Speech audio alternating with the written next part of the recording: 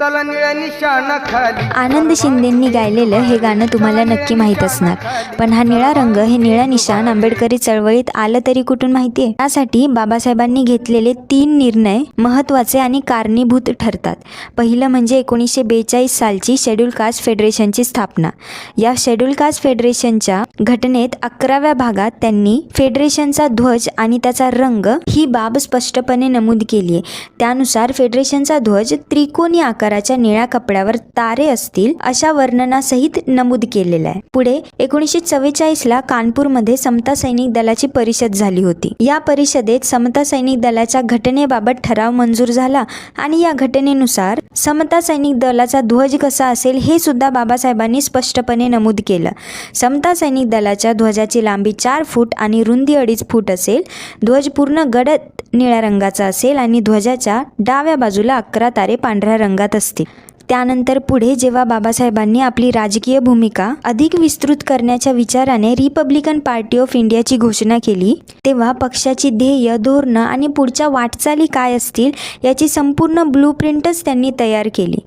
पण पक्ष स्थापन होण्याआधीच 6 डिसेंबर 1956ला बाबासाहेबांचे निधन झालं। पुढे जेव्हा 3 ऑक्टोबर 1957ला त्यांच्या सहकाऱ्यांनी रिपब्लिकन पक्ष स्थापन केला, तेव्हा त्यात बाबासाहेबांनी घटनेत दिलेला निळा रंग कायम ठेवण्यात आला। आणि आणखी सगळ्यात महत्त्वाचं म्हणजे जेव्हा नोव्हेंबर 1951मध्ये डॉक्टर बाबासाहेब आंबेडकर निवडणुकीच्या प्रचारासाठी मुंबईला आले होते, तेव्हा दादरच्या छत्रपती शिवाजी पार्कावर त्यांनी सभा घेतली होती।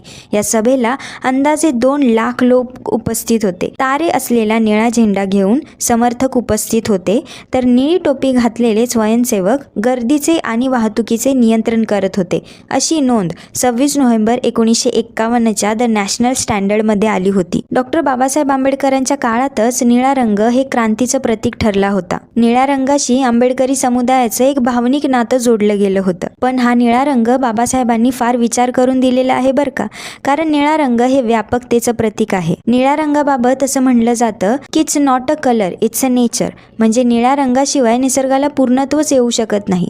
समुद्र आणि आकाश या दोन्ही गोष्टी निळ्या आहेत, त्या सर्वत्र आहेत। आकाश सोडून काहीच नाही, तसं सागर सोडूनही काहीच नाही, म्हणजेच निळ्या रंगाशिवाय निसर्गाला पूर्णत्वच येऊ शकत नाही। आणि म्हणून सगळ्यांना सामावून घेणारा असा निळा रंग त्यांनी फार विचारपूर्वक निवडला। चला निळ्या निशाणा खाली सर्वांनी एक वारे, चला निळ्या निशाणा खाली